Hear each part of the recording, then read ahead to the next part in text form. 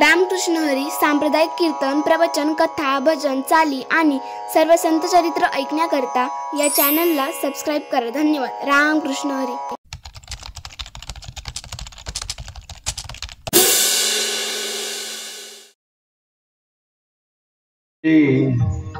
माय जगन्नाथ बाप जगन्नाथ, अनाथाचा नाथ जनार्दन. एका जनार्दनी एकपणे उभा, एका जनार्दनी एकपणे उभा, चैतन्याची शोभा शोभतसे.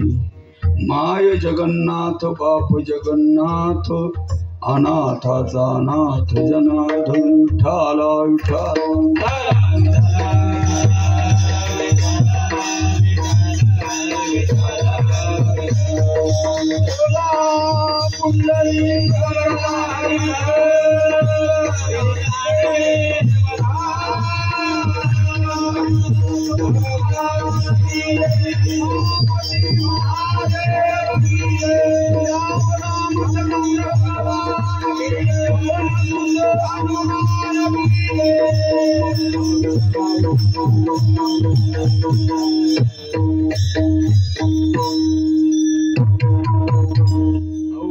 त्रैलोक्य आनंदाचे आता चरणी जगन्नाथा चित्त ठेली. माय जगन्नाथ बाप जगन्नाथ, अनाथाचा नाथ जनार्दन. समचरण सरोजम सांद्र नीलांबुधामं, जगन निहत पाणी मंडन मंडनानां. तरुण तुलसीमाला कंदरम कंज नेत्रम, सदय धवल हस्यं विठ्ठलं चिंतयामि. यदक्षरमणा केयमानन्दं मज केवलं, श्रीमन्निवृत्तिनाथेति ख्यातं दैवतमाश्रयेत्. नमो सद्गुरु तुकया ज्ञानदीपां, नमो सद्गुरु सच्चिदानंद रूपां, नमो सद्गुरु भक्त कल्याण मूर्ती, नमो सद्गुरु भास्करा पुरण कीर्ती.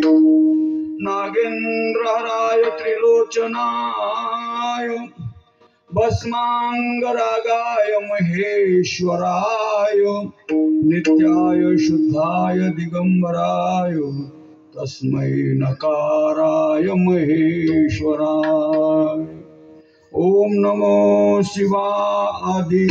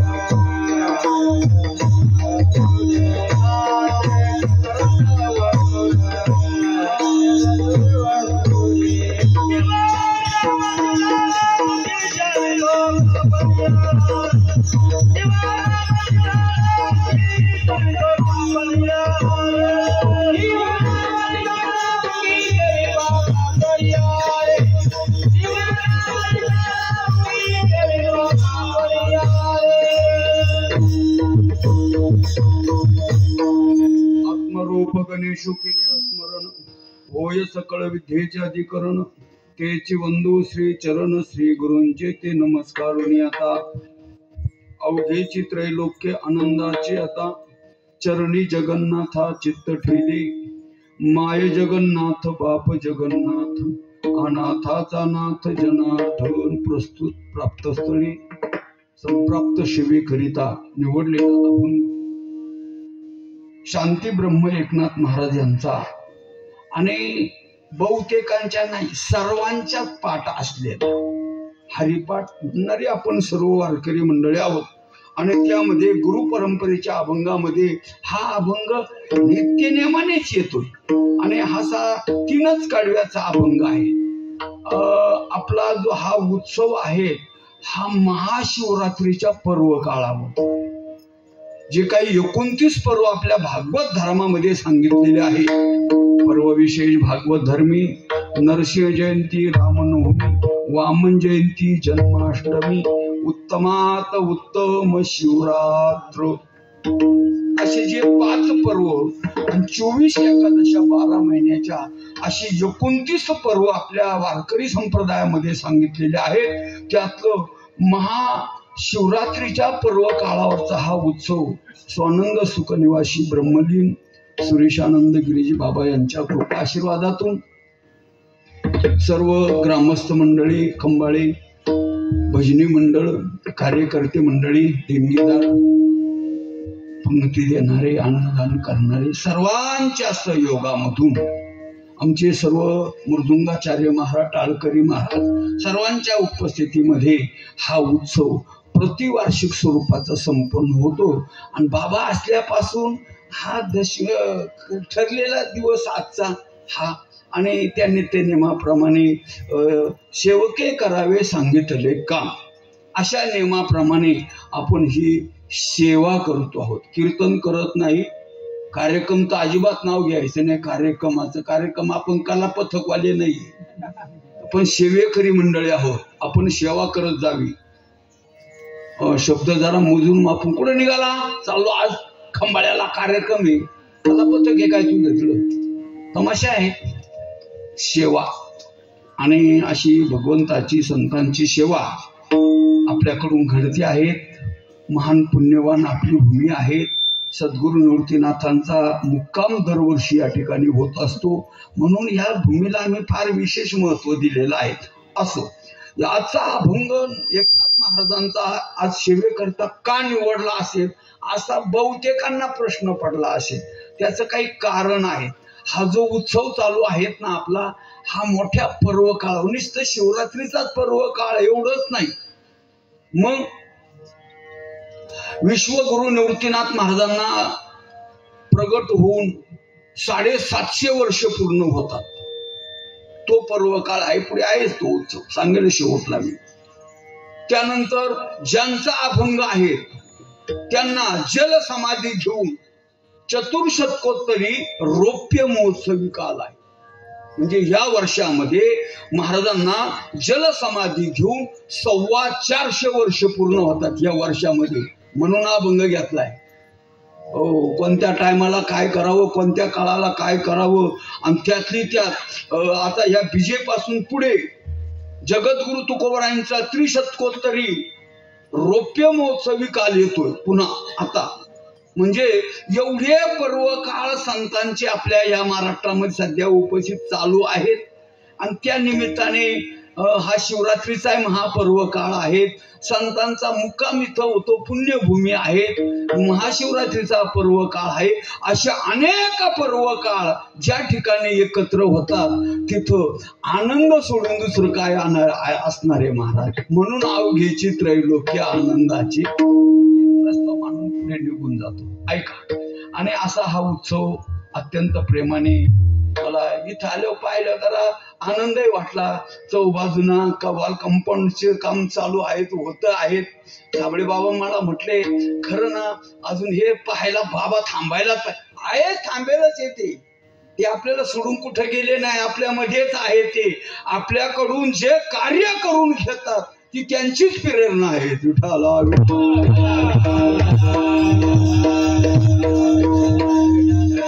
असो, एवढा परिहार पुष्कळ झाला. अभंग एकनाथ महाराजांचा आहे. आपल्या संप्रदायामध्ये ज्ञान म्हटलं का कुणाचं नाव येतंय, वैराग्य म्हटलं का कुणाचं नाव येतं, नामधारकता म्हटले का कुणाचं नाव येतं, आणि गुरु म्हटलं का कुणाचं नाव येतं, आणि शिष्य म्हटलं का कुणाचं नाव येतं.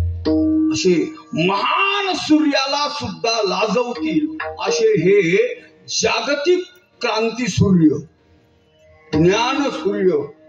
कारण यांना ज्ञान सूर्य म्हणण्याच्या पाठीमागे या प्रकाश देणाऱ्या सूर्याचा संध्याकाळ होते महाराज, संध्याकाळ होते. पण ह्या ज्ञान सूर्यांचा काय महाराज वर्णन आलंय 16व्या अध्यायामध्ये. मावळवीत विश्वाभासू नवल उदयला चंडांशू काय वर्णन केलं ज्ञानोबरायांनी. जगताच्या ठिकाणी असणाऱ्या विश्वभासाचा नाश करून अत्यंत तेजस्वी रूपी उदयला, म्हणजे तसा उगवलेला सूर्याचं ऊन एवढं काही कडक नसतं मला, अगदी कोवळं असतं उगवलेल्या सूर्याचं. पण हे ज्ञान सूर्य उगवताने आपल्या ज्ञानाचा प्रकाश जगभर देणारे असे संत महात्मे, सुंदर चिंतन आहे असं. तेव्हा शांती ब्रह्म एकनाथ महाराज, ज्ञान सूर्य ज्ञानोबराय, काय वर्णन आलं की एखादं वैराग्य तुकाराम महाराज, नामधारकता सगुण सकारात्मक भक्ती नामदेव महाराज, आणि शिष्याच्या संबंधाने अनेक शिष्य आहेत त्याच्यामध्ये निळोबरायांचं नाव आलेलं आहे. आणि ज्यांचा अभंग घेतलेला आहे, जशी त्या बहिणाबाई बर का, बाई बर का, बहिणाबाईचा अभंग आहे. बहिणाबाई आपल्या आपण नुसते म्हणतोय अभंग, कोणाचा या वारकरी संप्रदायाचं रूपक केलं त्या बहिणाबाईने, रूपक केलं. आणि या वारकरी संप्रदायाची इमारत कित्येक पिढ्या गेल्या, कित्येक शेकडो वर्ष गेले, पण ती अधिक उजळून, अधिक तेजस्वी, अधिक भक्कम का उभी आहेत त्याचं कारण त्या अभंगात सांगितले. ती बहिणाबाई ती काही शाळेत गेली नव्हती, तिनं काही PhD वगैरे काही केली नव्हती, परंतु तिच्यावर संत कृपा झाली होती. आणि त्या बहिणाबाईने अभंग लिहिले का या वारकरी संप्रदायाचा जो पाया आहे तो पाया कोणाचा आहे, त्यांच्या मुखातून ऐका एकदा.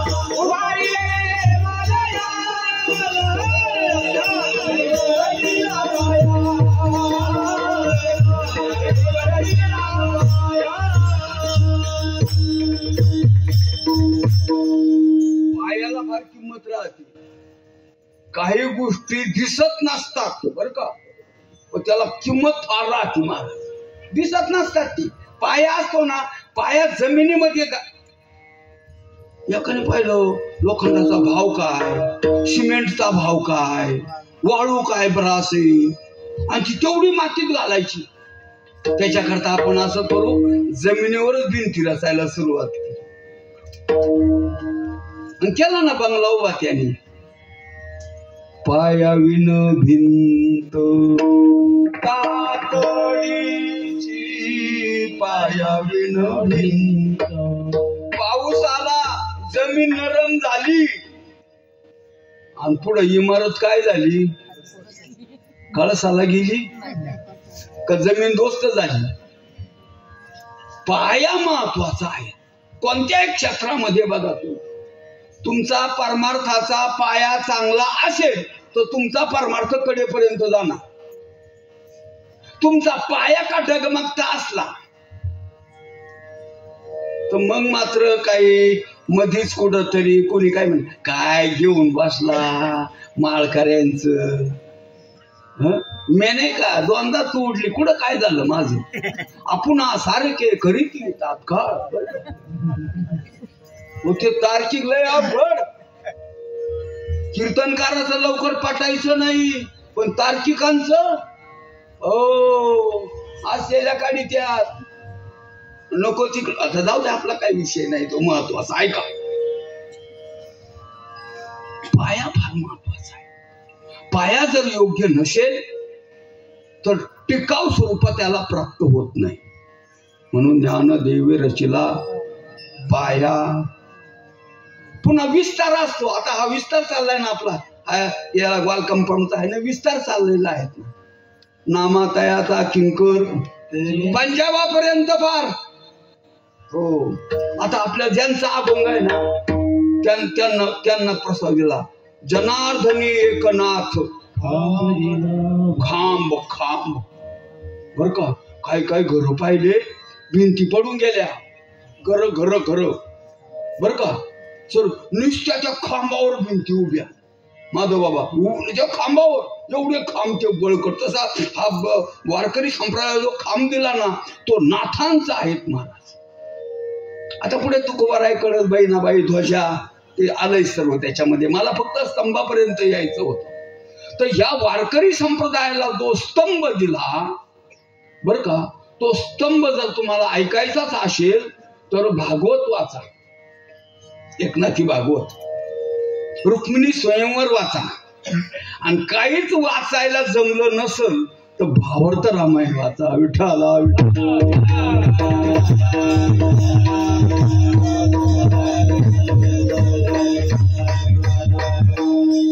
एकदा मरायच्या अगोदर पक्का निश्चय करा का आपण मरायच्या अगोदर एकदा भावार्थ रामायण वाचा. काय भाव काढले नाथांनी त्या रामायणामध्ये, जे आपल्याला माहिती नाही, आतापर्यंत आपण कधी ऐकले नाही, असे भाव त्या भावार्थ रामायणामध्ये काढलेले आहे. सान्निध्यामध्ये असलेल्या लक्ष्मणाला सुद्धा ते भाव समजले नाही, ब्रह्मादिक देवांना सुद्धा ते भाव कळले नाही. असे भावनाथांनी त्या भावार्थ रामायणामधून असे गोड काढले ना महाराज. खरं एकदा रमा त्या भावार्थ रामायणामध्ये. त्या आलय वगैरे सांगू नको नको नाही, जाऊ द्या, वेळ आपला लय जाईल निघून. त्याच्यामध्ये फार वेळ जातो महाराज त्या चिंतनामध्ये. ते जर आलंच नाही एकदा माझ्याकडे मग मात्र मला ते आवरत नाही. मग ते धरिताय परी आवर येणार, मग ते आवरत नाही एकदा. त्याच्यामध्ये 11 वाजतील आपले. एवढे मोठमोठे भाव आहे, काहीतरी आहे का त्याच्यामध्ये. भावार्थ रामायण, हस्तामलक असे अनेक ग्रंथाचा स्तंभ, भरुड, अभंगवाणी असा नाथांचा वाङ्मयाचा खांब या वारकरी संप्रदायाला आहे. नुसतं असाच आहे असं नाही. नाथ महाराज या वारकरी संप्रदायामध्ये गुरु परंपरेला किती अनुलक्षण होते. आपल्या गुरुच्या ठिकाणी कधीच आपलं नाव येऊ दिलं नाही. जनार्दन स्वामी आपल्या गुरूंचं नाव आहे. गुरूंचं नाव वाढलं म्हणजे आपलं आपोआपच वाढतं. निवृत्तीनाथांचं नाव घ्या तुम्ही, तुमचं नाव वाढणारच, सर्व जगभर वाढणार. फक्त तुम्ही त्यांच्यावर नितांत विश्वाचे गुरु आहेत ते ऐका. असं त्यांनी आपल्या नावापुढे गुरूंचं नाव लावलं. आणि सर्वात विषय सांगायचा ठरला, सर्वात विशेष आपण 1000 वेळा ऐकलेला आहे. सर्व संतांमध्ये शांत आणि सर्व संतांमध्ये श्रीमंत. काय काय काय काय काय काय काय काय सर्वांमध्ये शांत आणि सर्वांमध्ये श्रीमंत. शांती ब्रह्म त्यांना नाव आहे, शांती ब्रह्म. किती प्रसंग आले त्यांच्या जीवनामध्ये राग आणण्याचे, राग आणावयाचे, परंतु अजिबात राग न येऊ देता शांती ब्रह्म ही पदवी प्राप्त झाली. आणि श्रीमंती काय सांगावी. हे पैशाची याची त्याची श्रीमंती जाऊ द्या, याला काही महत्व नाही. या विश्वाचा जनिता भगवान परमात्मा ज्यांच्या दरबारामध्ये 36 वर्ष राबतो आहे.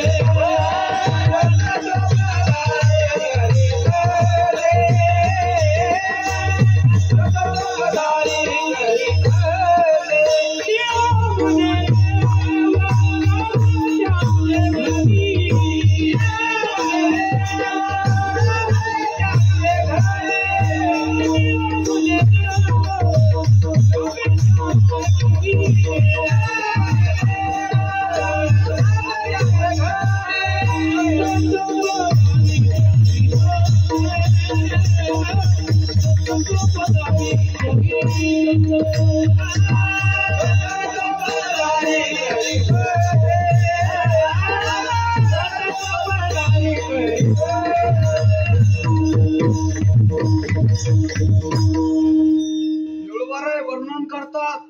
निळ म्हणे देव राबे त्यांच्या घरी देव राबतो आहे. देव तर राबतो ते पुढे सांगल मी. दत्त चोपदारी करीत असे त्यांच्या दरवाजामध्ये काठी. हे चोपदार कसे? हे दत्त आहे महाराज सर्व. हो, हे सामान्य नाहीये.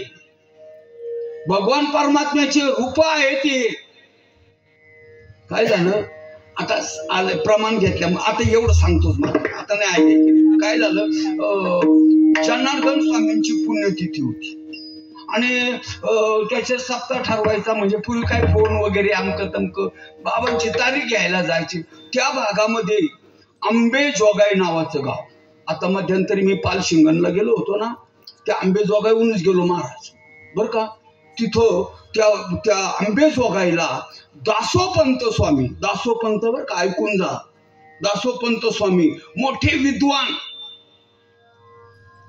गीता नावाच्या गीता ग्रंथावर त्यांनी 1.25 लक्ष ववे लिहिले. 1.25 लक्ष.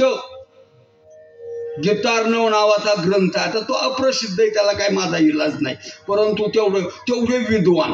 नुसते विद्वान होते असेच नाही, नावलौकिक होता असंच नाही. नाथ महाराज जेव्हा आंबेजोगाईला त्या दासोपंताला तारीख द्यायला गेले, तिथी सांगायला गेले, कीर्तनाची सेवा सांगायला गेले, त्यावेळेस भगवान दत्तात्रय आणि दासोपंत सोंगटे खेळत होते. चरित्रात भागाला म्हणून सांगतोय. आणि सेवक आला आणि सेवकाने सांगितलं, गुरुदेव पैठणहून कोणी एकनाथ नावाचा एक वारकरी आलेला आहे, तो आपली भेट घ्यायची म्हणतो. एकनाथ नाव ऐकलं, भगवान झाले गुप्त. दत्तात्रय. दासोपंताला अभिमान वाढला. अरे काय करंट आहेत, नुसत्या माळी घालतं, हरिपाठ करतं, कीर्तन करतं. देवाचं दर्शन त्याला झालं असतं, त्याचं नाव काढल्या देव गुप्त झाले. पापी यांना कशाचं देवाचं दर्शन होतं. आणि मग आले एकनाथ महाराज आले, नमस्कार वगैरे केला. सांगितलं एक सेवा करायची आहे गुरूंची, तुम्ही कीर्तनाला आलं पाहिजेत. आमचं माहिती आहे का तुम्हाला, म्हणजे पहिल्यापासूनच काय पेटलंय ते, त्याच्यावर काय रोग आलाय त्याच्यावर, तुमचं माहिती का. अशी हाताखालून काढली पाहिजेत ना महाराज. आता लय राग येतो पण काही इलाज चालत नाही. काहीतरी 8 दिवस मुख्यमंत्री करा मला, पहिला हा कायदा करतो. ज्याने तोंडाने मागितलं का तर त्याला लगेच जन्मठेप. नाही जन्मठेप मारायचं नाही, अधिकार. जाऊ दे आता, काय कालाचा महिमा आहे. या कालात असं नाही होईल तर काय होणार. ऐका, आमची व्यवस्था, आमचं जाणं येणं, आमचं सांगितलं सद्गुरूच्या कृपेने जेवढं शक्य होईल ना तेवढं मी करायचा प्रयत्न करतो. आपण अमुक तारखेला अतिथीला या, तिथं सेवे करता. नेमकं महाराज तो दिवस उजडला. आता हे लव्या जम्यास आता हे मोठे राजाश्रित असल्यामुळे थाटामाटामध्ये आणि ते गेले पैठणला. आता तिकडं नाथ महाराजांचं प्रवचन चालू गीतेवर. नाथ महाराज समाज जमलेला. आणि मग ते स्वामी आले त्या टायमाला प्रवचन आटोपलं. लोकांनी लगेच नंबर लावले दर्शनाला बारी नाथांच्या. आता हे महाराज होते, हे कशाला बारीन बिरीन. डायरेक्ट महाद्वारात आले. महाद्वारामध्ये आल्यानंतर आडवी काठी चौकदाराची. म्हटलं चौकदार मध्ये जायचंय मला. सांगितलं बारीना जायचं, बारीना. म्हटले तुला माहिती आहे का मी कोण आहे? आजचा कीर्तनकार आहे. चौकदार म्हणे कीर्तनकार अस नाही तर कीर्तनकाराचा बाप अस. मालकाच्या दरबारामध्ये बारीना दर्शनाला जायचं. म्हटले अरे मालकाच्या दरबारामध्ये एवढा कडक आणि एवढा हुरमट चौकदार कोण आहे? मग पाहिलं चौकदाराकडून भगवान दत्तात्रय. सांगितलं प्रभू आपण शहाणपणा करायचा नाही, नेट बारीनं जायचं. म्हटले मग त्या दिवशी ते सेवा घ्यायला आले, त्या दिवशी आपण गुप्त का झाली? म्हणले येडे आहे का? तुझ्या बरोबर सोंगटे खेळताना मला जर पाहिलं असतं नोकरी उठवलं असतं का? भगवान दत्तात्रय दासोपंताला सांगतात केवढा अधिकार, निळा म्हणे देव रावे त्यांचे द्वारी, दत्त चोपदारी करीत. काय महिमा आहेत मला. अरे अखिल कोट ब्रह्मांड नाही, भगवान परमात्मा 36 वर्ष, पहिले 12 वर्ष विठ्ठल नावाने टाळ घेऊन उभे राहिले, पहिले 12 वर्ष कीर्तनामध्ये, दुसरे 12 वर्ष केशव नावाने पुढे बसून भागवत ऐकलं, तिसरे 12 वर्ष श्रीखंड्याच्या रूपाने घरातली जेवढी कामं असतील कावडीने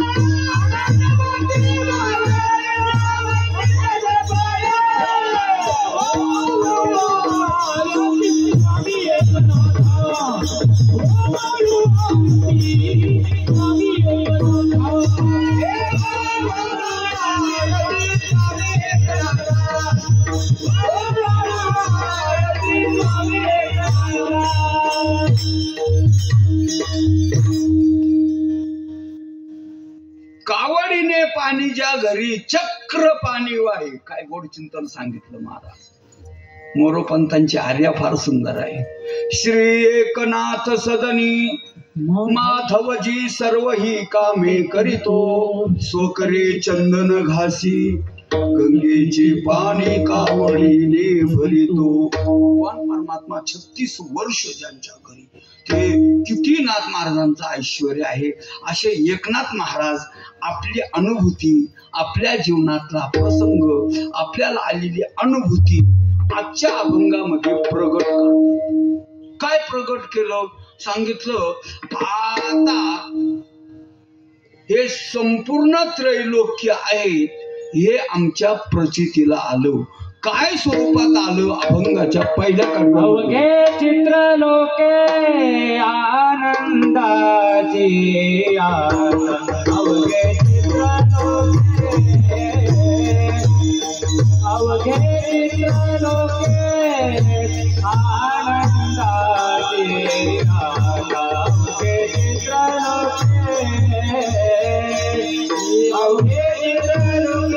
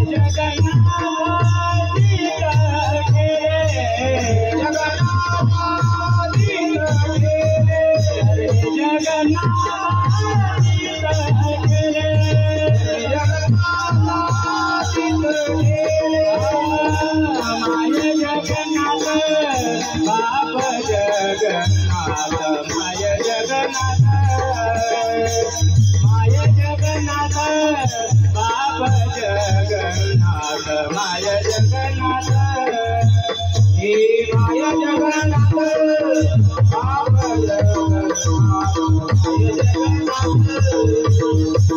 माय जगन्नाथ बाप जगन्नाथ माय जगन्नाथ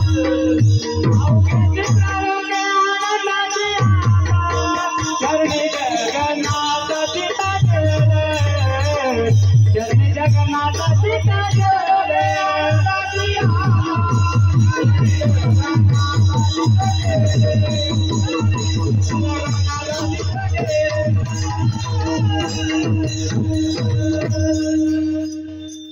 हा अभंग सिद्ध अवस्थेतला आहे. म्हणजे ज्या वेळेस सद्गुरूंची कृपा झाली त्यानंतरचे हे उद्गार आहेत. अवघेची त्रैलोक्ये आनंदाची. आता इथं आता अंडरलाईन करून ठेवा. आताच्या ठिकाणी आता अंडरलाईन करा. आता आता अवघेची त्रैलोक्य आनंदाची. मग आता जर आनंदाचं आहे त्रैलोक्य, मग याच्या अगोदर कसं होतं? आता आमचा बाळ्या 8वीला गेला, याच्या अगोदर तो 7वीला.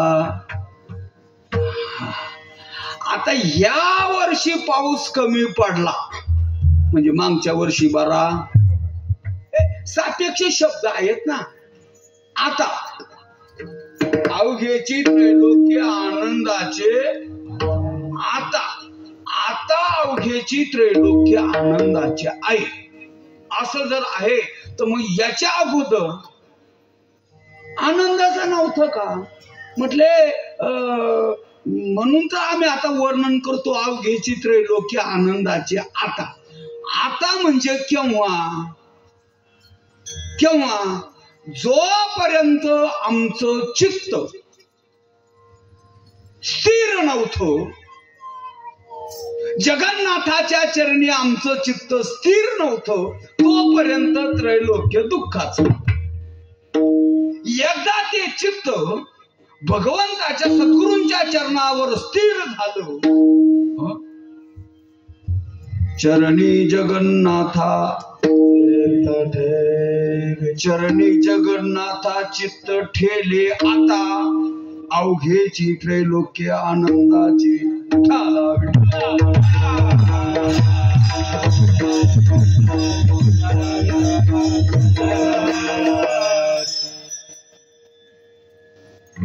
आनंद हा चित्ताचा विषय आहे. आनंद झाल्यावर आपल्या कानांना गुदगुल्या होत्यात, का डोळे फडफड करतात, का नाकपुड्यात फुरफुर वाजतात, का तोंडाच्या होट वगैरे अशा हलतात. आनंद होतो हा इंद्रियाच्या बाहेर जरी बाहेर पडत असला पण तो चित्ताला होतो. मग चित्ताला आनंद केव्हा होतो? ते चित्त जेव्हा समाधान पावतो तेव्हा. मग आता चित्त समाधान कशामध्ये पावतो? आता आपण संसारातले माणसं, आपलं चित्त कशामध्ये समाधानी राहतं? बायकोमध्ये करायच्या अगोदर समाधानी राहतं, केल्यावर पस्तावा येतो. नसता केलं तर बरं, तुला कुणी आग्रह केला होता भाऊ तवा? तवा तर सारखे गरके मारित होता, आता तुला पस्तावा आला. नाही म्हणे लय फडाफडा बोलत होती. ऐका, विषयामध्ये कधीच चित्त स्थिर होत नाही. वाऱ्याचा प्रभाव जोपर्यंत आहे तोपर्यंत पाणी स्थिर होत नाही. हे विषयाचा वारा जोपर्यंत आहे तोपर्यंत कितीही चित्त स्थिर करण्याचा प्रयत्न करा तरी ते स्थिर होत नाही. त्याच्याकरता किती तुम्ही प्रयत्न करा. काय काय करीतो या मना, परितीन ऐके नारायणा, करू नये त्याची नेऊ पतना. बर का, लक्षपूर्वक आहे का? चित्त विषयामध्ये स्थिर का होत नाही? तर विषयाचा आणि चित्ताचा विजातीय संबंध आहे. विषय वेगळे आहेत आणि चित्त वेगळं आहे, म्हणून त्याच्याशी ते समरस होत नाही, त्याच्यामध्ये ते स्थिर होत नाही. सद्गुरूंच्या चरणाचा देवाचा चित्ताशी संबंध आहे, तो सजातीय आहे. म्हणून संतांच्या चिंतनाने, भगवंताच्या दर्शनाने चित्त स्थिर होत. मीठ मीठ मीठ पाण्यात टाकलं रे टाकलं, नवे सारी तानी राळे,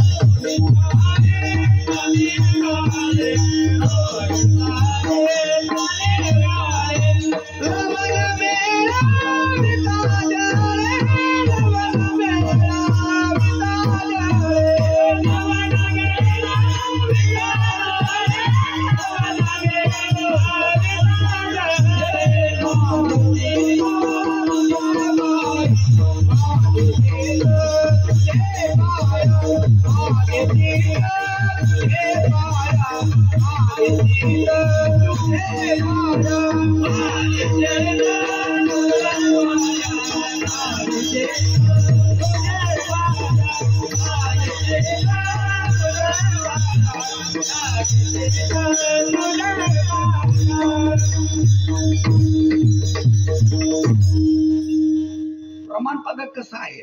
नवे सारिता निराळे, कारण त्याचा त्या मिठाचा आणि पाण्याचा सजातीय ते मीठ निर्माण कशातून होतं? तसं हे चित्त आहेत ना, चित्त कुठेही स्थिर होत नाही, त्याचा संबंध जिथून आलेला आहे तिथंच ते स्थिर होतं महाराज. हो, चित्तानाशी फार जवळचा संबंध आहे, तिथंच ते स्थिर होतं. म्हणून नाथ महाराज म्हटले, महाराज परमार्थ साधनेमध्ये बर का, आपण चाललो ना, किती परमार्थ करतो याला महत्व नाही, आपलं चित्त स्थिर कुठं होतं याला फार महत्व आहे.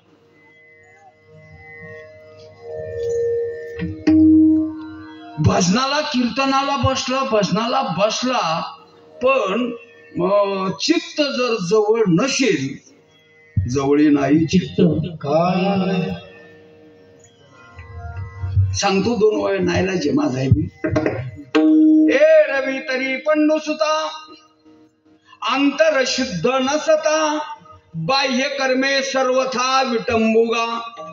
अर्जुना, बाह्य कर्माने केली जाणारी भक्ती माझ्या स्वरूपापर्यंत येऊन पोहोचत नाही, कारण त्याचं चित्त शुद्ध नाही, अंतर शुद्ध नसता. बाह्य ते कशाप्रमाणे आहेत?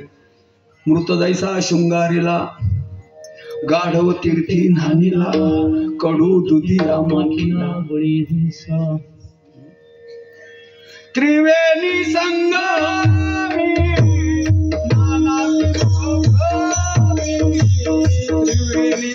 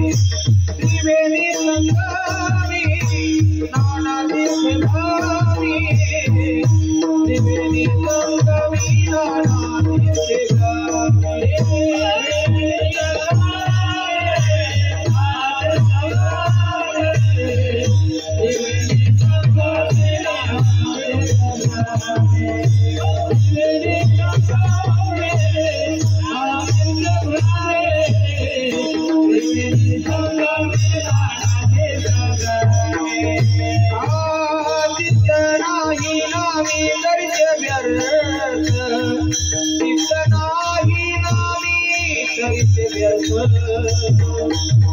चित्त नाही नामी तरी ते व्यर्थ चित्त नाही नामी तरी ते व्यर्थ हरि मुखे म्हणा हरि मुखे म्हणा हरि मुखे म्हणा हरि मुखे म्हणा हरि मुखे म्हणा हरि मुखे म्हणा हरि मुखे म्हणा हरि मुखे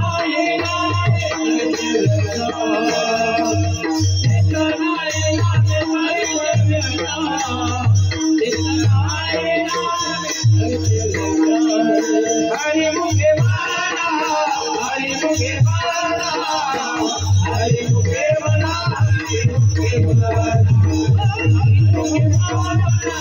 हरि मुखे म्हणा हरि मुखे म्हणा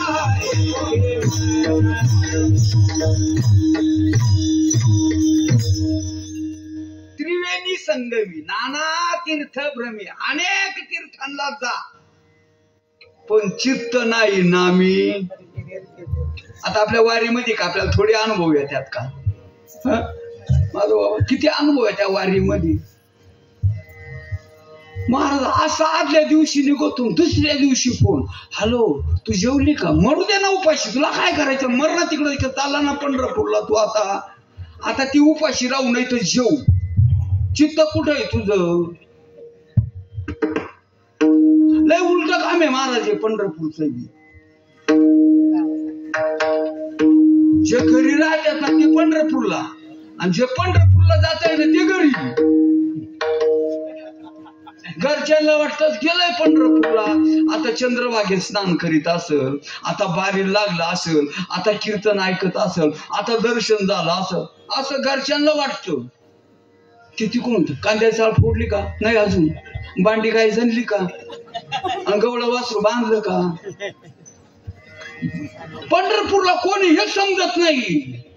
त्रिवेणी संगमी नाना तीर्थ भ्रमी चित्त नाही नामी. महाराज फार सुंदर सांगितलं. देवा कारणे भावत द्यावी लगे फार सेवी झाले एक चित्त प्रेम एवढ्या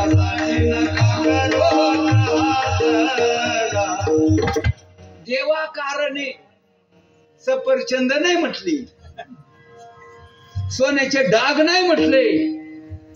लई त्याला सुरुवात पाहिजे, पण लई तसं नाही चालत. त्याला काही कसंही असू द्या, चित्तापासून आहे का?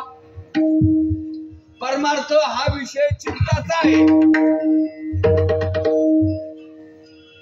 आणि ते चित्त स्थिर होणं, ते चित्त भगवंताच्या संतांच्या चरणी स्थिर होणं, ते दुसरीकडे कुठे स्थिर होत नाही. भलतं अवघड. आपण त्याला किती आवरायचा प्रयत्न करा, त्याला किती कीर्तनात आणा, ते सासरवाडीलाच पळवतो. भलतं अवघड. धरिताई परी आवरे ना, भलतं अवघड आहेत महाराज.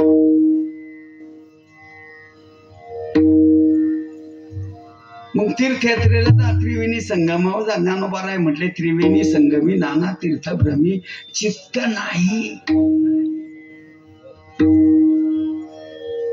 प्रेमाविन भजन नाकाविन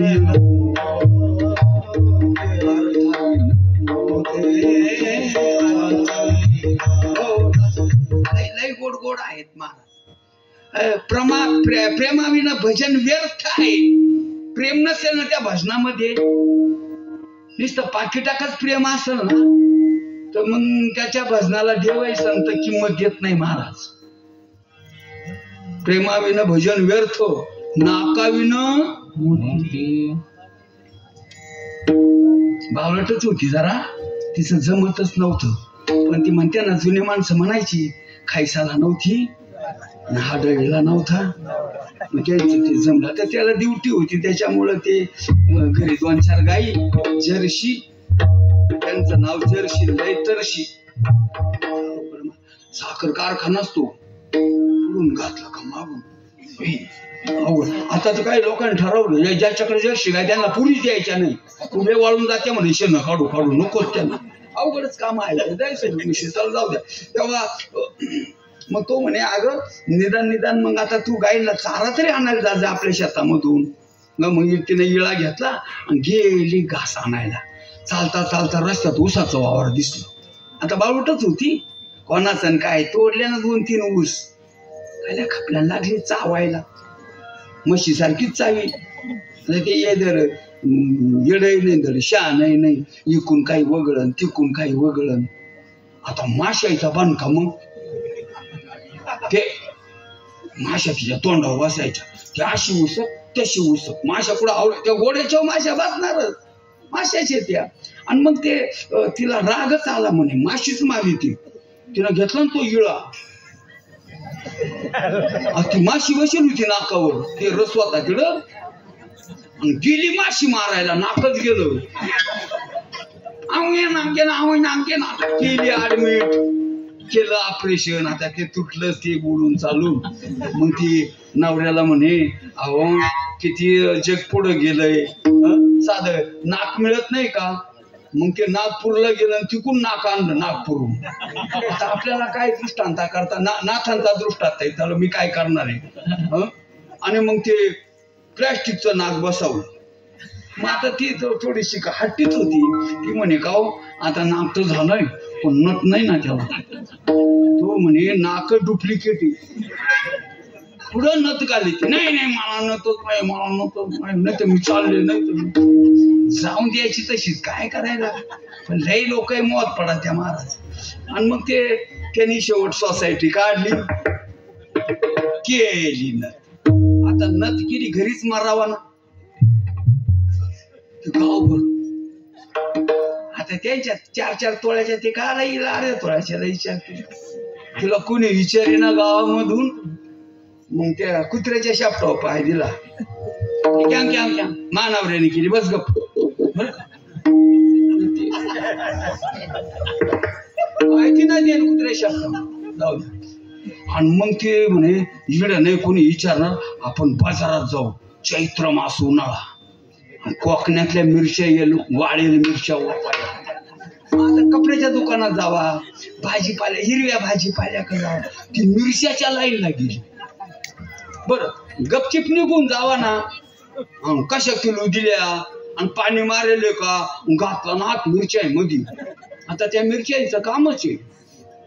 आणि हाला ना ठसका, आच्छी म्हणली बाई, तिकडं नाक दुसरी. असं नाथ महाराज म्हटले, नाका विण मोती उभ्या बाजारात फजिती. म्हणून सांगितलं, माझ्या पदार्थाने सांगितलं मी उभ्या. मग काय आता संतांचे प्रमाण घेऊन सांगाव तरी तुम्ही हसून राहिले. आता माझा काय इलाज आहे. आता माझी सांगायची आयडिया थोडी वेगळी असल्यामुळे तसं तुम्हाला वाटतंय. म्हणून नाकाविन प्रेमाविन भज नाकाविन मोती. तसं अर्जुना चित्त शुद्ध नसताना केलेलं कर्म तस्य कर्म निरर्थक. त्याचं कर्म निरर्थक असतो. म्हणून करताना नाथ महाराज म्हटले, आम्ही एक केलं, आमचं चित्त आनंदाचं त्रैलोक्य. अहो घर आनंदाचं करता येत नाही आपल्याला. इतका आनंद मिळवायचा आपण प्रयत्न करतो तरी तो भेटत नाही. म्हणून काही बापाने आपल्या पोरांचं नाव ठेवलं काय, 4 वाजता ते स्टँड वर पाहिला आनंद. कुणी येतो शिंदरून. काय झालं का, शिंदरून आले का तुम्ही? आमचा आनंद पाहिला का? पाहिला. कुठं? शिवाजी चौकात. काय करीत होता? गाठीत पडला होता. आनंद. दुःख का आनंद? ऐका, नाथ महाराज म्हटले, आता म्हणजे केव्हा? चरणी जगन्नाथा चित्त ठेले तेव्हा अवघेची त्रैलोक्य आनंदाचे. आता आमच्या जीवनामध्ये आनंद प्राप्त झाला. किती आनंद झाला? संपूर्ण त्रैलोक्य आनंदाने भरलेलं आहे. मी काय म्हणतो, त्रैलोक्य आनंदानेच भरलेलं आहे, पण आपल्याला त्या त्रैलोक्याची आनंदाची प्राप्ती होत नाही. कारण मी बोलून गेलो मगा, आनंद हा चित्ताचा विषय आहे. चित्तामध्ये जे विषय असतात ते अनुभूतीला येत असतात. भावार्थ रामायणाचा थोडा भाग सांगतोच आता. विठ्ठला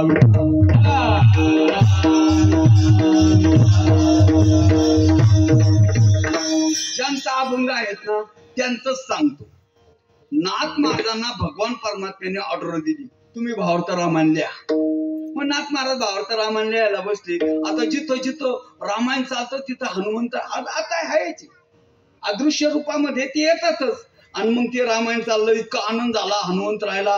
जाऊ द्या, पण लय गोड लिहून राहिले, लय गोड लिहून राहिले. लिहिता लिहिता लिहिता लिहिता लिहिता लिहिता लिहिता हनुमंतरायापर्यंत आले.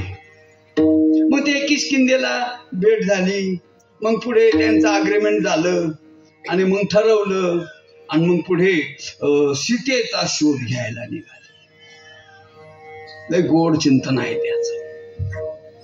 ओ सूक्ष्म रूप धरी सियाई दिखावा, विकट रूप धरी लंका जलावा.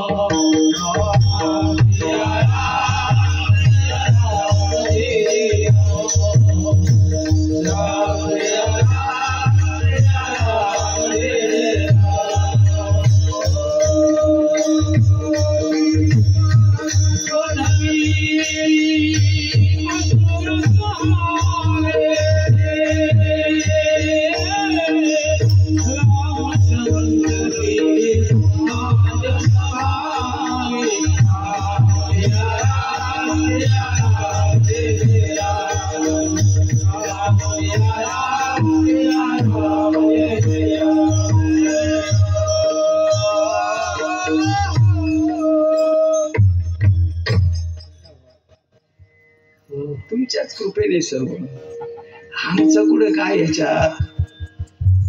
सूक्ष्म रूप धरी सियाई दिखावा, विकट रूप धरी लंका जलावा. हनुमंतराय लंकेत गेली. ते काय करायचं ते झालं. ते म्हणजे भावार्थ रामायण चाललं बरं का काही. आणि हनुमंतरायला आनंद झाला. आणि जेव्हा त्या अशोक वाटिकेचं वर्णन आलं, त्या अशोक वाटिकेमध्ये हनुमंतराय ते नाथ महाराज लिहायला लागले. आता त्यांची ते वाल्मिकाची जशी जशी लिखाणी तशी त्यांनी ते लिहायला लागले. नंतर जेव्हा तिला त्या फुलांचं आणि वनाचं वर्णन आलं, डायरेक्ट हनुमंतराय प्रकट, जय श्रीराम. हनुमंताला पाहिलं, एवढा आनंद झाला. दर्शनच राहू दे, एवढ्या दिवसापासून तू भावार्थ रामायण लिहून राहिला, मी झालो का प्रगट. आज व्हायची पाळी आली का. तो आतापर्यंत बरोबर लिहिलं, पण आता चुकीचं लिहिलं. म्हटलं कसं काय. तुम्ही असं लिहिलं की तिथले फुलं शुभ्र रंगाची होते. हो, रामायणाचं काही असू द्या, मी स्वतः तिथं गेलो होतो. स्वतः बघितलं. बरं म्हणे, मग तिथले फुलं लाल रंगाची. तुम्हाला लिहायचंच आहे रामायण भावार्थ रामायण, तुम्ही लाल रंगाची लिहा ना. नाथ महाराज म्हटले नाही. जर भगवान प्रभू रामचंद्र बोलिले वाल्मिक तैशीची करीन, मी कशाला त्यात बदल करू. मी काय तलाठी आहे का. जे नाही लाटी तिकडे जमाल नाही माहिती. हा, आणि मग तसं मी बदल करणार नाही. म्हटले बदल करावा लागेल नाही, तुम्ही लिहून देणार नाही. हनुमंतराय म्हटले. दोघं बघता बघतांचा वाद सुरू झाला. करू आवडीने वाद, तुमच्या सुखाचा. हनुमंतराय, मी तुम्हाला पुरावा देतो ना. मी स्वतः तर गेलोच होतो. फुलं लाल रंगाचे, पण ती सीताबाई 6 महिने तिथं होती. तिला विचारा. नाथबाबांनी पाहिलं, भावार्थ रामायण लिहायचंय होईल. हनुमंताची भेट झाली, संतांची भेट झाली ना, आणि त्यांच्या निमित्ताने जर आई साहेबांची भेट होत असेल आनंदच आहे. म्हणजे चला विचारायला त्या नाथबाबाला खांद्यावर आणि सीतामायक आता जगन्माता असती. म्हटले आई साहेब तुम्ही लंकेला तुम्हाला रावण नेलं, 6 महिने तुम्ही होत्या तिथं, मी आलो होतो ना. म्हटले हो आला होता ना बाबा तू. बरं मी तिथं सर्व बघितलं का नाही? बघितलं ना तू. म्हटले मग तिथले फुलं लाल रंगाचे का नाही? सीता म्हटले नाही, फुलं आहे ना निळ्या रंगाची. फुटला पक्षी, पक्ष फुटायला वेळच नाही. हनुमंतराय म्हणे मला वाटलं होतं तुम्ही काकाला सोडून जाणार नाही, तुम्ही पक्ष फोडला. नाही म्हणे हनुमंता, मी 6 महिने फुलं ही निळ्याच रंगाची. हनुमंतराय म्हणे काहीतरी गडबड आहे, आपण असं करू, ही केस आहे ना ही डायरेक्ट सुप्रीम कोर्टात टाकू. मग चला म्हणे भगवंताकडे. भगवंतांनी पाहिलं हनुमंतराय, पैठणचे एकनाथ महाराज, सीतामाई तिघही आले. म्हटले तुम्ही तिघ ज्या अर्थी एकत्र आले, तुम्ही तेव्हापासून तिघ एकत्र यायला लागली. बर का, जरा इकडं लक्ष द्या माझ्याकडं, तिकडं नका, इकडं लक्ष द्या. आणि मग विचारलं वा वा तिन्ही पक्षाचे उमेदवार तुम्ही काय काम काढले? म्हटले ते रेशन आमच्याकडे पुरं येत नाही हो. हे काम होतं काय? मग एवढा बांधा? नाही नाही नाही, हे पैठणचे एक म्हणे. भगवान म्हटले मला माहिती आहे ते रामायण लिहून राहिले, मीच त्यांना सांगितलं. अहो म्हणे मग त्यांनी चांगल्या बरोबर लिहायचं ना. काय झालं, चुकीचं लिहून राहिले. काय चुकीचं लिहिलं? मी स्वतः गेलो होतो, त्या अशोक वाटिकेतले फुलं ही लाल रंगाची असं मी त्यांना म्हटलं. मग ते काय म्हणतात?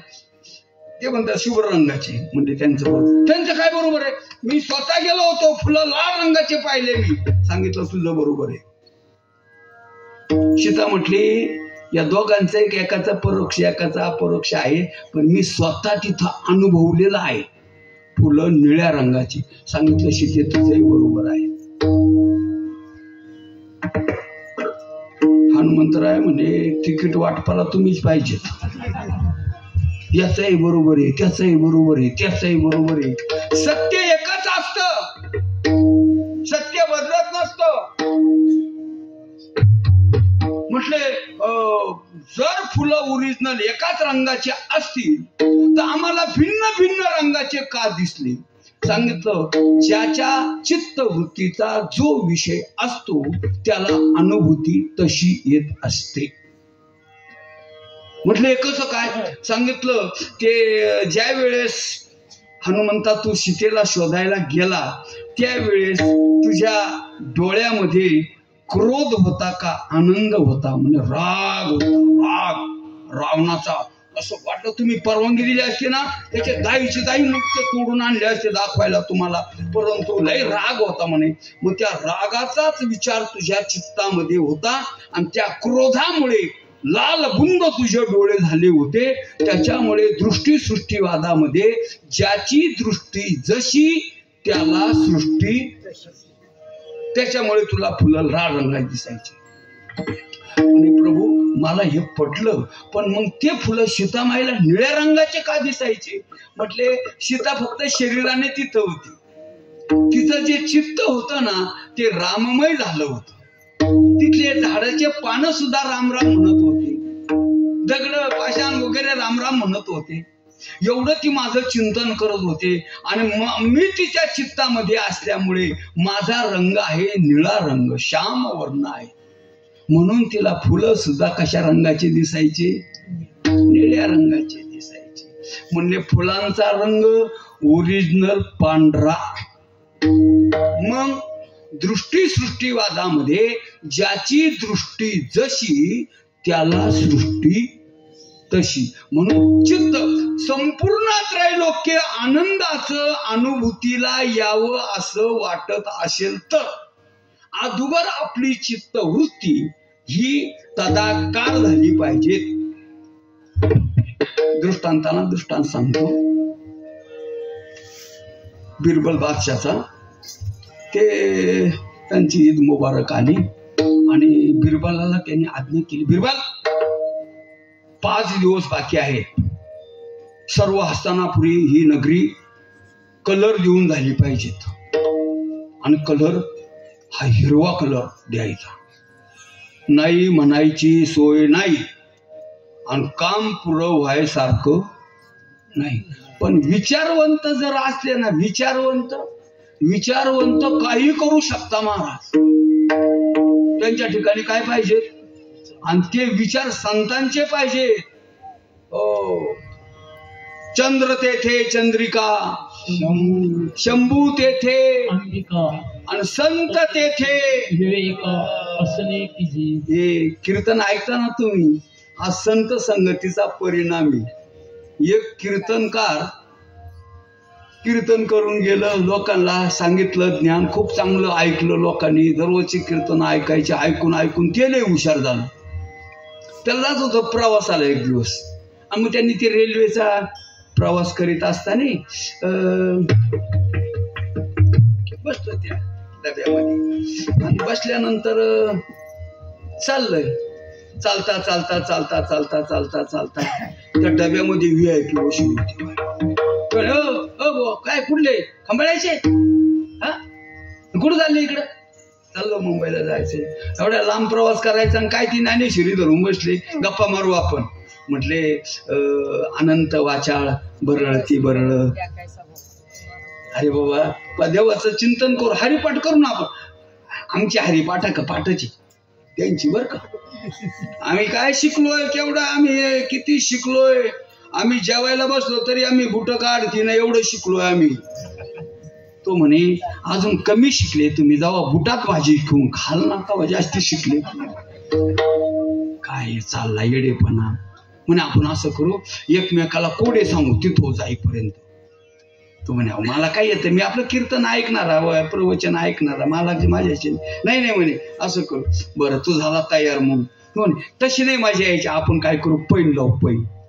तुम्हाला सांगता नाही आलं तुम्ही 500 रुपये द्यायचे, मला सांगता नाही आलं मी 500 रुपये दे. तो म्हणे बाबा आमच्या नाही कांद्याला भाव, नाही वांग्याला भाव, नाही कालाच भाव, आमच्यावर लय परिस्थिती कठीण आहे, पाऊस कमी होईल, एकतर कशालाच भाव नाही, शेतकऱ्यावर लय अन्याय आहे, आमच्याकडे काही एवढे पैसे नाही, मला ती खेळायचंच नाही. तुम्हाला जर माझ्याशी कोडं खेळायचं असेल ना तर तुम्ही जर हारले तर तुम्ही 500 रुपये द्यायचे, मी जर हारलो तुम्ही 10 रुपये देईल. शेतकरी लय हुशार राहत तशी. बरोबर आहे, तुम्हाला टॅबलावरून नाही येत्या खालून नाही येत्या, तुम्ही काय 500 दिले नाही, काय बिघडत आहे. ठरलं त्यांचं अग्रीमेंट. बरोबर. मग शेतकरी म्हणा विचारा तुम्ही काय विचारा. मी विचारलं तुला काय सांगता येणार आहे, तूच विचार. म्हणजे शेतकरी बाबा विचारा तुम्ही विचारा. मग त्या शेतकऱ्याने प्रश्न दिला, विचारला, त्याला कोड टाकलं. म्हटले बघा मी तुम्हाला विचारतो, माझ्या कोड्याचं उत्तर द्यायचं. हो देतो म्हणे. मग त्यांनी प्रश्न त्या शेतकऱ्याने सांगितला प्रश्न. म्हणे एक पक्षी आहे, पक्षी. म्हणे अरे सरे पक्षी माहिती आम्हाला, पक्षी आहे माहिती, बोल. तो पक्षी आहे ना जमिनीवर असला का 2 पायाचा राहतो, तो उडाला का त्याला 3 पाय येतात, आणि तो आकाशात गेला का त्याला 5 पाय होते. असा पक्षी कोणता? त्याने विचार केला, प्रश्न जरा अवघडच दिसतो बाबा. इकडं तिकडं विचार केला, याला विचार त्याला विचार. ते म्हणे आम्ही अजून असा पक्षी पाहिलाच नाही. ते म्हणे आम्हाला माहितीच नाही. हो सांगा ना तुम्ही, लेटा मोठा बोलत होते, जमिनीवर असल्यावर 2 पायाचा, उडाल्यावर 3 पायाचा, आकाशात गेला का 5 पाय, असा पक्षी कोणता? अर्धा तास झाला पाहून. साहेब लय बोलत होते ना मग, टाका सांगा ना आता. लोक म्हणे हो सांगा ना. मग आता त्याला येडच काढत होती, तुला काय कळत आहे का, तुला काय समजत आहे का. मग त्याच्या ध्यानात आला आपल्याला माहिती नाही, ऑस्ट्रेलियाच्या जंगलात नाही. मग त्यांनी तो फोन काढला आणि ते गुगलला प्रश्न विचारला. गुगलला फोन, आता माहिती आहे तुरून येतं मला गुगल बरं का. गुगलला प्रश्न विचारला. म्हटले गुगल महाराज सांगा. तो म्हणे बोला. म्हटले असा एक पक्षी आहे, जमिनीवर असल्यावर 2 पायाचा, उडाल्यावर 3 पायाचा, आकाशात गेल्यावर 5 पायाचा, असा पक्षी कोणता? गुगल म्हटले तुम्हाला कळल्यानंतर आम्हाला कळवा. त्याला माहिती नव्हतं. आता गुगल आहे सांगायला कोणालाच काही नाही, सर्व चिंगील झाले. आता तो पक्षी कसा काय सांगायचा. मग शेवट त्या साहेबाने हात जोडले, शेतकरी बाबा आम्हाला काय माहिती नाही, पैसे काढ 500 रुपये. गपशीप त्यांनी 500ची नोट दिली ना, यांनी कोपरीच्या आतल्या खिशात घातली. म्हणे आता माझी पाळी प्रश्न विचारायची. म्हणे विचारा. म्हटले शेतकरी बाबा माझा प्रश्न असा आहे, काही एक पक्षी आहे म्हणे, तो जमिनीवर असल्यावर 2 पायाचा, तोच प्रश्न त्याला विचारला. उडाल्यावर 3 पायाचा आणि आकाशात गेला का 5 पायाचा. सांगितलं मूर्खांनो, असा पक्षी जगात नाही, हे त्याचं उत्तर.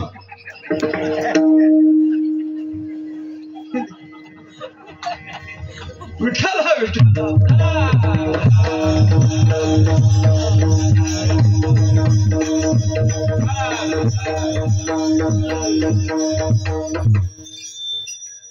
आपण काय सांगत होतो? कीर्तन. तुम्ही काय ऐकत होते? कीर्तन. ऐका लक्षात कोणाच्या? संत तेथे विवेका. बिरबलाचा नागभराचा दृष्टांत चालला होता आपला, त्याच्यातून निघालो होतो बाहेर, पुण्यामध्ये यायचं. हे अभिमन्यूच्या चक्रव्यूह सारखंच आहे कीर्तन, म्हणजे गप्पा नाही नुसत्या. ऐका, त्याचे म्हटले आता तर 5 दिवसामध्ये कलर होणार नाही, आणि राजाने तर सांगितलं आता काय करावं, नाही म्हणायची सोय नाही. आणि मग तो बिरबल होता, हुशार, हजारच्या बाजू होता. तो म्हटला हो जाएगा हो जाएगा हो जाएगा. आणि मग त्यांनी ते रंगावाले बोलावले. त्या रंगावाल्याने सरळ सांगितलं 5 दिवसांनी फाशी द्यायची ना, आजच द्या. आमच्या बापाच्याने 5 दिवसामध्ये कलर द्यायचा होणार. बिरबल म्हणे मला माहिती कलर द्यायचा होणार नाही, तुम्ही फक्त सुरुवात करा, पुढचं नियोजन माझी मी करतो. आणि मग त्यांनी त्या डॉक्टरला बोलावलं, त्या वैद्याला, आणि त्या वैद्याला सांगितलं थोडस याला कमजोरीचं इंजेक्शन दे बरं एखादं राजाला. आता त्या डॉक्टरला जसं ते मांत्रिक राहतं ना, चढवायचंय माहिती, उतरवायचंय माहिती, तसं ते त्यांना जर बिल मिळालं नाही ना, ते आणखीन आजारी करतात. आपल्या नाशिक जिल्ह्यात नाही, जाऊ द्या सोडून विषय. आणि मग बिरबल म्हणे, बादशाह म्हणे बिरबल जरा तब्येत बिघडली हो. आणि मग पुन्हा वैद्याला सांगितलं तुमची नजर कमजोर झालेली आहे, तुम्हाला लवकरात लवकर ऑपरेशन करावं लागेल, नाही तर तुम्हाला चष्मा तरी लावावा लागेल. तेव्हा बिरबलाने तयार करून ठेवला होता हिरव्या कलरचा चष्मा. मला हा सांगायचा आहे खरा. आणि मग महाराज त्याला 5 दिवस पुरे झाले, तो सण आला, त्याला चष्मा घातला आणि वर माडीवर त्या नेलं राजवाड्यावर. म्हणजे बघा ना महाराज, अख्ख्या नगराला कलर द्यायचा झाला. वा वा, पाठा पडली त्या बिरबलाची. वा वा वा वा, बिरबल क्या कलर दिया तुम्ही. इतका आनंद झाला त्याला तो कलर पाहून. आणि मग त्याचं लक्ष बिरबलाकडे गेलं. बिरबलला हिरवा दिसला. म्हटले बिरबल तुम्ही हरा. सांगितलं मालक रंग उडला होता.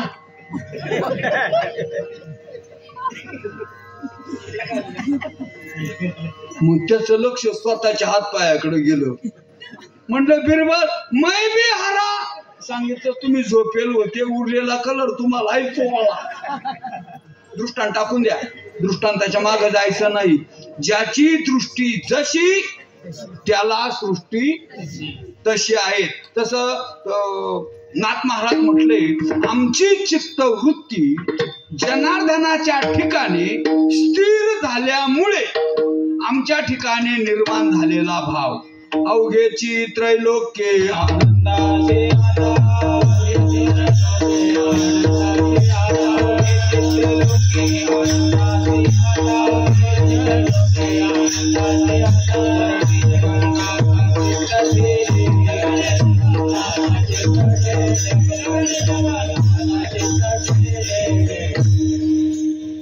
मग आता आमच्या जीवनामध्ये हा आनंद प्राप्त झाल्यामुळे, आमचं एकाग्र चित्त झाल्यामुळे आमचा विषय आनंदमय झाला असेल महाराज. आठवण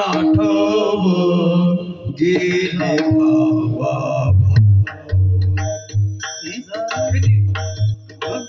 काय बोलणार आले महाराज. झाला स्वयंमेव काम क्रोध लोभ निर्मले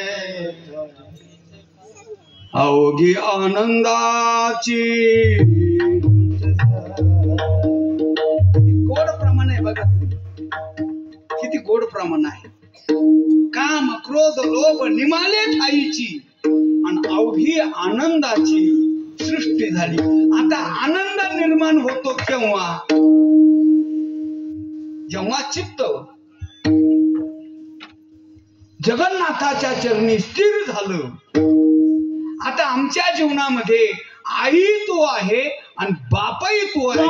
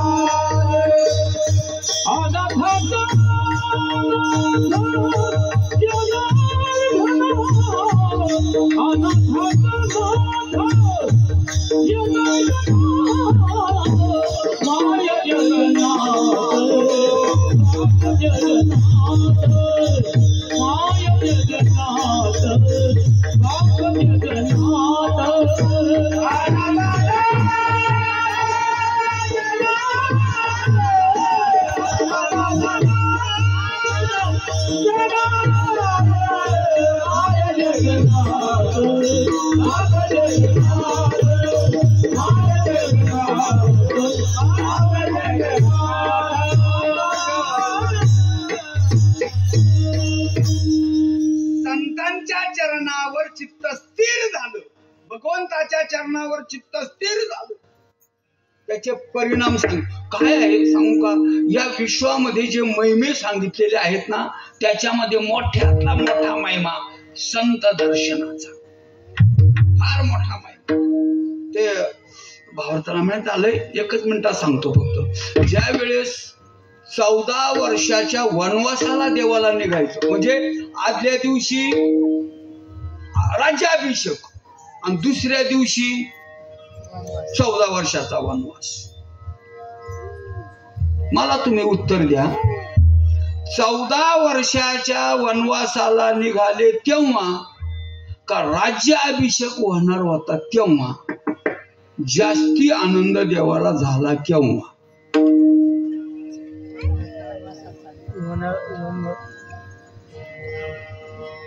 जास्ती आनंद बघा तुम्ही चांगला चांगला अभ्यास करा. राज्याभिषेका होण्यापेक्षा 14 वर्षाचा वनवास जेव्हा प्राप्त झाला इतका आनंद झाला प्रभूला का राज्याभिषेक होण्यापेक्षा 1000 पटीना चेहऱ्यावर लोक म्हणे काय काय स्मृती आहेत म्हणे. 14 वर्षाच्या वनवासाला राज्य टाकून निघालं. एखाद्याची म्हातारी हाताखालून काढते म्हणजे एखादा रामभाऊ वाचताना 2024 मधला बर का अवघड झालं. जाऊ द्या. तेव्हा काय एवढा आनंद झाला बर का. एवढा आनंद व्हायचं कारण काय? जेव्हा निघाले ना भगवान निघाले तेव्हा जाता जाता मातांचं दर्शन घेतलं आणि श्री गुरु वशिष्ठांचं दर्शन घेतलं. म्हटले गुरुजी आता आम्ही 14 वर्षा करतात, आता आम्हाला तिथं 14 वर्ष मुक्काम करायचा आहे.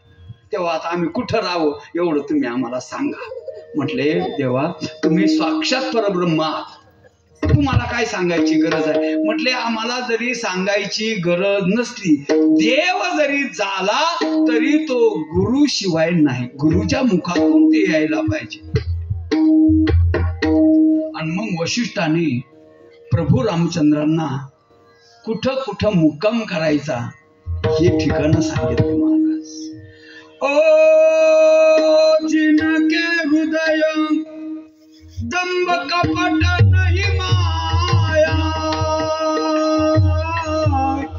उनके हृदय बस भूर भुराया. राधे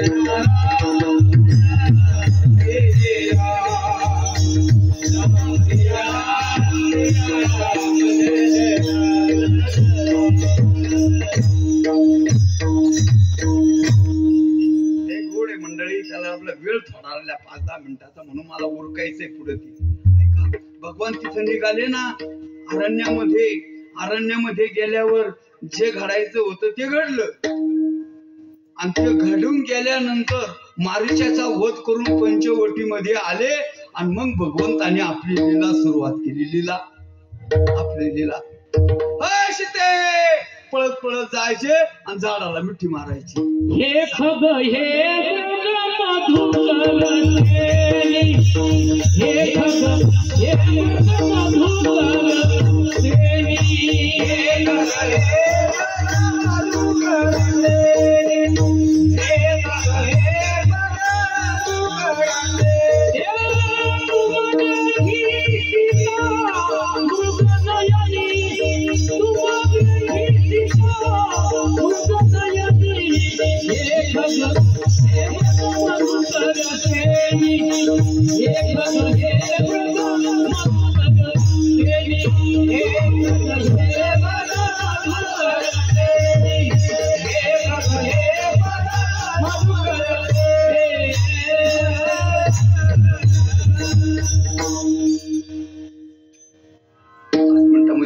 पाचच मिनिटांमध्ये. आता लक्ष्मण बरोबर 24 शशाचा अवतार. आणि ते लक्ष्मणाने जेव्हा पाहिलं तेव्हा लक्ष्मण म्हटले मी का 14 वर्ष यांच्या बरोबर चुकच केली का काय, किती बायको करता वेड झालं, काय रडून राहिलाय, काय रडशी ते म्हणतोय काय. म्हणजे लक्ष्मणाला सुद्धा देव नाही अंतरंग कळाला, भाव नाही कळाला, जो नाथ महाराजांना कळाला. ऐका ऐका ऐका लक्षपूर्वक. आता त्याचं जाऊ द्या, 33 कोटी देव वरून पाहत होते, 33 कोटी देव. भगवंताचा तो आला, त्यांच्या डोळ्यात पाणी आलं, काय प्रेम सीतेवर, हे सीते म्हणून. त्यांचं जाऊ द्या, सोडून द्या. ए महादेव बाबा, या आकाश मार्गे बाईला घेऊन, बाई साहेब बरोबरच होत्या, तेव्हापासून बाया बरोबरच राहत्या. आता ते प्रभूने विमानातून पाहिलं आणि डायरेक्ट लगेच नमस्कार केला. श्रीराम जय राम जय जय नमस्कार केला. बाई लई चौकास बाई चौकासच असते बर का. हा पक्का भरोसा होती, लक्ष होती, लक्ष. हे कोणी आली गाडीवर, कोणी होतं का, कोण विचारते इकडं तिकडं, बोल चौकास बाई. मग तिनं विचारलं नवऱ्याला, का हो तुम्ही पाया पडले, आता इकडं तर देऊळ नाही, नदी नाही, आश्रम नाही, कोणी साधू बाबा नाही, तुम्ही पाया कोणाच्या पडले. जाऊ दे ना, चाल ना. नाही नाही नाही मला सांगा पहिलं, नाही नाही मला सांगा पहिलं, नाही नाही. बाई हाताला पेटल्यावर नवऱ्याला ऐकल, ती बाई काय चाली महाराज कशीच ऐका ना, मला सांगा. म्हणले अगं देवी तुला कसं कळत नाही, ते पाय ना माझं दैवत भगवान प्रभू रामचंद्र आणि त्यांचं मी दर्शन. आणि मग तिचं ऐकाय सारखं, बया बया बया बया लोक तुम्हाला बोळा महादेव का म्हणतात, मला आज का बरं का. ती म्हटली देवाची म्हटली तुम्हाला बोळा महादेव का म्हणतात. 2-4 जणी बसल्या, तुझं कसं काय ग, माझं तर लई बोळा महादेव, लई बोळा. कधी कधी ना मी काय करते, खरकट आठवते खाली पंखा खाली, त्याला माहितीच राहत नाही जेवलोय का नाही. मी स्वयंपाकच करीत नाही, नाश्ता करून घेते खाऊ आणि ते आले का ए दे ना वाढून म्हणते अजून तुमचं ताट तसंच पडलंय मागा जेवले तुम्ही तर मी जेवून गेलो मग कसं घेणार एवढा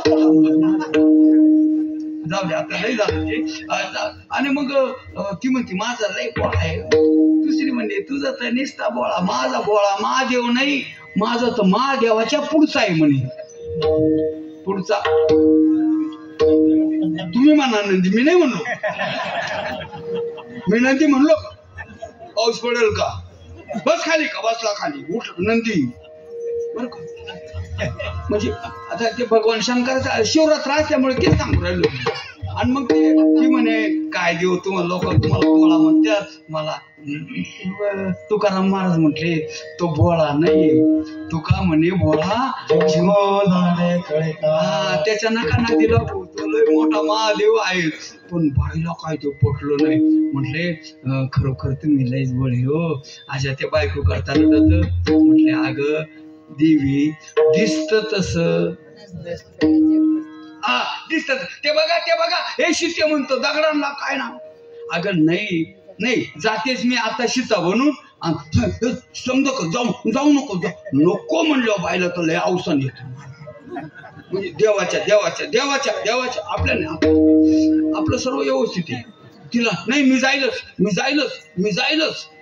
नवरा बायकोच भांडण झालं ती म्हणते चालेल मला जायचंय कशाला जाते पुन्हा नाही मी जाणारच आहे अगं नको जाऊ मी जाणारच आहे जायचे ना जाय बरं हा कवा जाईल असं झालंय तुम्हाला बरं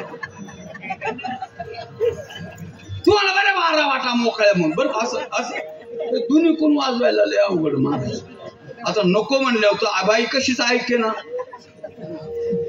बनली सीता आणि गेली लक्ष्मणाने पाहिलं लक्ष्मण भैया भाभी भावाचं नाव वाचा एकदा भगवान कधीच नाही खवळे पण लक्ष्मणा इकडे बघ पण त्या बाईकडे पाहत तुम्ही सीता म्हणतो भाभी म्हणतो लक्ष्मण म्हणे आता याला ठाण्यालाच न्यावा लागतं आडमीट कारण आता वहिनी दादन तर वहिनी आल्यात आता तिलाही भ्रम झाला ती म्हणे येणे पाहिलंच नाही खाईन ती पुन्हा पुढं आल्यावर पुन्हा देवाने इकडे तोंड वळवलं तिसऱ्यांदा जेव्हा आली ना आणि मग भगवंताने हात जोडले आई साहेब महादेव बाबाला सोडलं रानावानामध्ये एवढे अलंकार एवढ्या देखणी बाई तुम्ही राक्षस लय इकडं असा चेहरा झाला भया हे म्हणले होते ओळखलंच म्हणले देवा तुम्ही मला ओळखलं मी साऱ्या जगाला ओळखतो ओ बिनु पद चलत सुनहि बिनु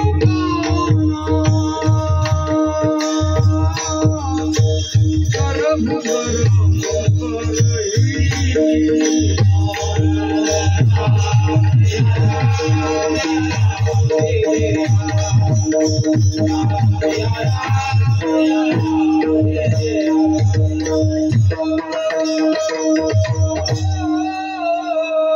न सांगता तुम्हा कळकळ येते अंतर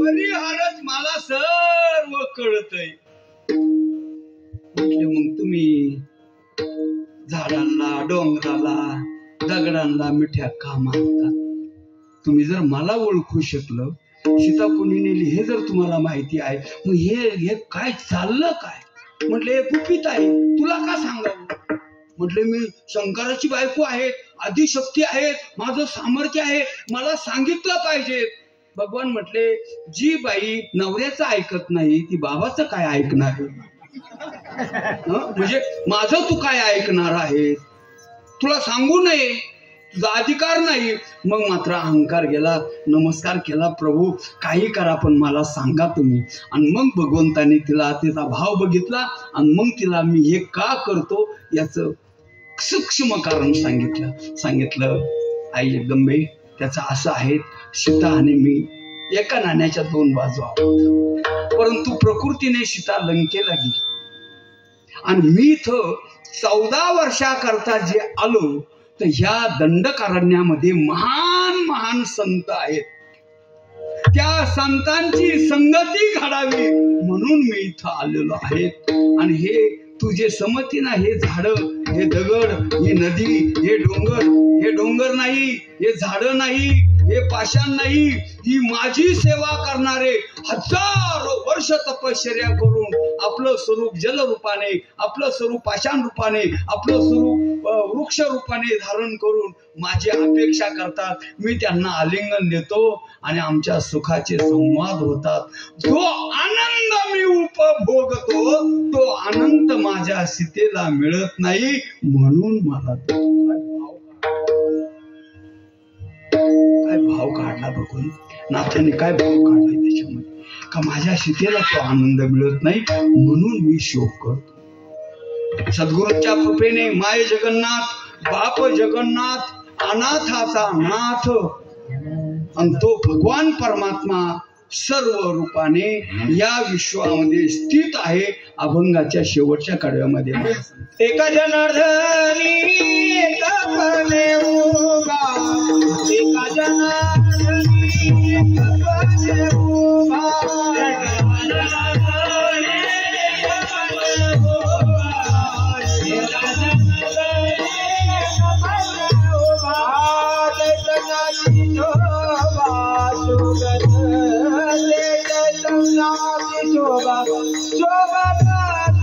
माय जगन्नाथ,